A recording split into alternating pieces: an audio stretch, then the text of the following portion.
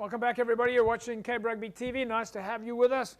Well, we are getting down to the wire now. In studio with me, Stanley Robenheimer, head coach for the DHL Western Province ladies side. They go into the finals against the Bulls in the SA Rugby Premier League division this coming weekend. They travel to Loftus, and we're of course hoping that our ladies are going to make us proud this coming weekend. Stanley, you think it's going to be a tough match? No, it's going to be a tough match, and just like you said, we just want to make firstly ourselves proud. But we had a good session last night. Players are looking forward to the challenge. So I don't think it's going to be a tough match. On my side, it is going to be an easy match. You're going to walk in there. It's going to be big points. We'll come back with a trophy, but I want to put the muckers on it. So yes. we're not putting the commentator's curse on this one. Have you had much time to follow the club rugby? Yeah. We're now heading towards the top 6. I had a little bit of time watching the club rugby. Yeah. Very exciting to see teams like last week. St. George's Marty's result was a good result. The Lulu boys most probably had good fun there. Yeah. And then obviously Villages, NTK, a bit of a mismatch there. Yeah, I don't think I'm going to focus too much on the score there, but what we will do is take a look at the log and see who's heading up towards the bottom of the log, because the relegation space is not quite concluded yet.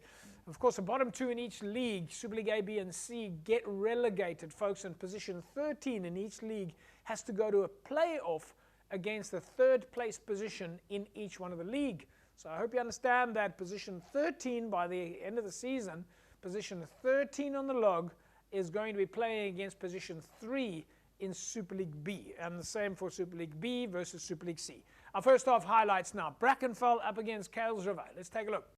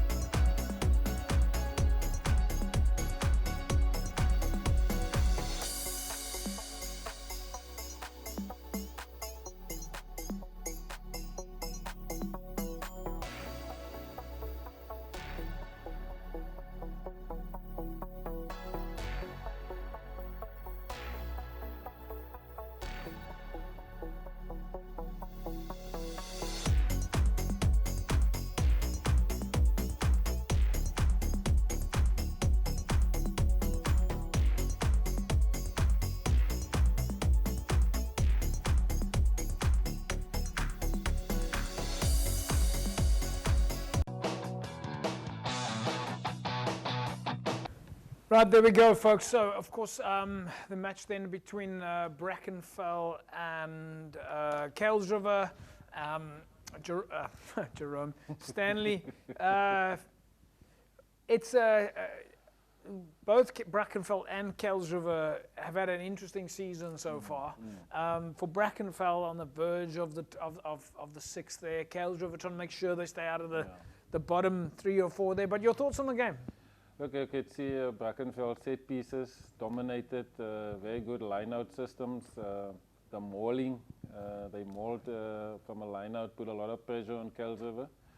And the little scraps that Kuilsriver had to deal with, and see that one pass just before almost that led to a score, and then Brankenfell intercept. So the two contrasting styles are very evident in terms of Brankenfell dominating with the forwards, and Kuilsriver is trying to run them around and playing quick of set pieces.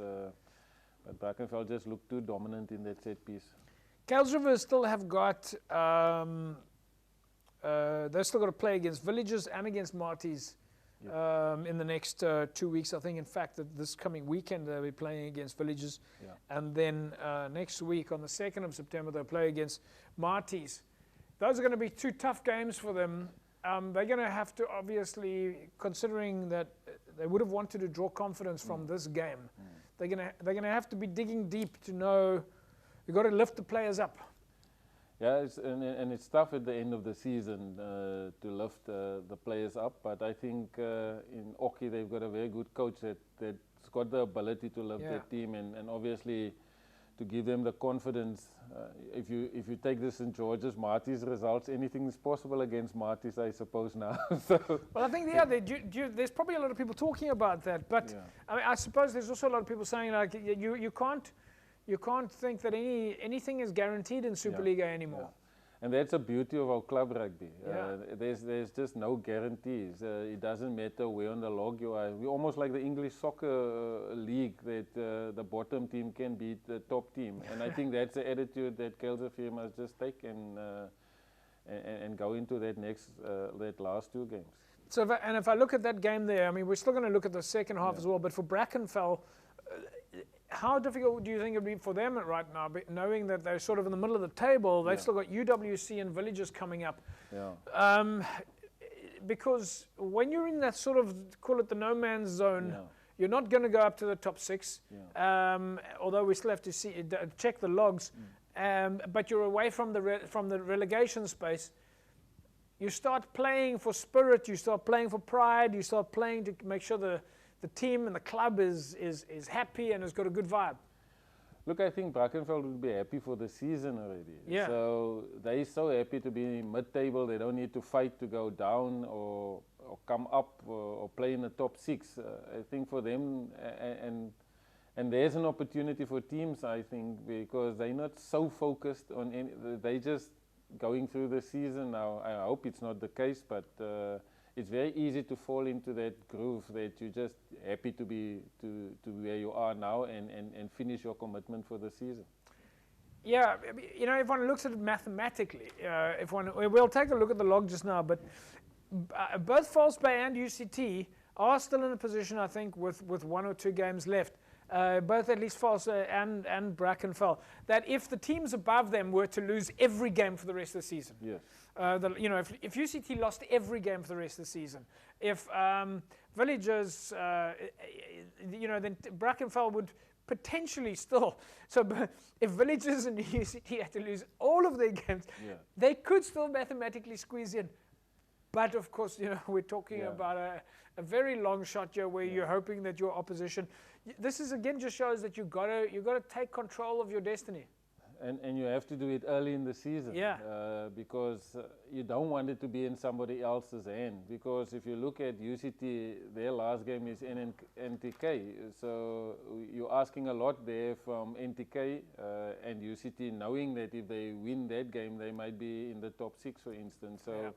Yeah, look, Brankenfell had a good season and just something to build on for next season. Yeah, no, I think so too. I mean, we have a great result against Milnerton as well. Folks, we're going to take an ad break. When we come back from the break, we're still going to take a look at the second half. Brankenfell against Kuilsriver. Still coming up, Unimol, Helderberg and Marty St. George's. Don't go away.